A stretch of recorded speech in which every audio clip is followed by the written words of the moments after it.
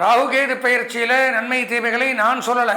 நன்மையும் இருக்கலாம், தீமையும் இருக்கலாம். ஏன்னா ராகு நல்லது பண்ணால் கேது கெடுதல் பண்ணுவார், கேது நல்லது பண்ணால் ராகு கெடுதல் பண்ணுவார். அப்போது இந்த புலிப்பாணி சித்தர், 18 சித்தர்களில் ஒருவரான புலிப்பாணி சித்தர் அப்படிங்கிறவர் பல ஆயிரம் ஆண்டுகளுக்கு முன்பாகவே இந்தந்த இடத்துல என்னென்ன கிரகங்கள் இருந்தால் இதுதான் நடக்கும் அப்படிங்கிறத தெளிவாக எடுத்து சொல்லியிருக்கார்.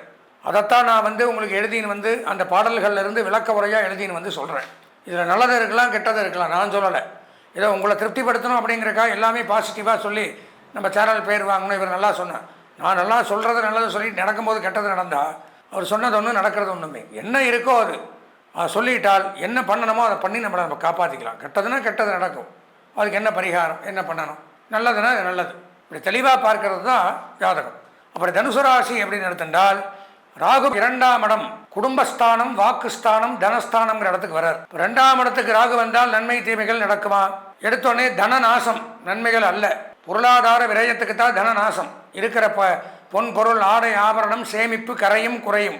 தன இழப்பு, தொலைஞ்சு போகிறது, பணம் திருட்டு போகிறது, தேவையில்லாத நம்பி ஏமாறுறது, எங்கேயாவது இன்வெஸ்ட்மெண்ட் பண்ணி அதை தொலைக்கிறது, வீட்டில் சண்டை சச்சரவு, குடும்பத்தில் மகிழ்ச்சி இல்லாமல் போகிறது, கஷ்ட நஷ்டங்கள், துன்பங்கள், துயரங்கள், வேதனைகள், சங்கடங்களை கொடுக்கிறார், குடும்ப பிரிவை ஏற்படுத்துகிறார், தேவையில்லாத தொடர்புகள், அதனால் சந்தேகங்கள், அதனால் குடும்ப பிரிவுகள், பிரச்சனைகள் உண்டாகுது.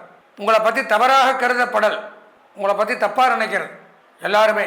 பெண்களால் அதிக துன்பம் ஆண்களாக இருந்தால், பெண்களாக இருந்தால் ஆண்களால் அதிக துன்பங்களை அனுபவிக்க வேண்டிய ஒரு நேரம். 2ல் ராகு இருந்தால் கௌரவ பழுது ஏற்படும். உங்களுடைய கௌரவம் அதுக்கு குறைவு ஏற்படும். அவமானப்படுது தான் கௌரவ பழுதுன்னு போட்டிருக்காரு.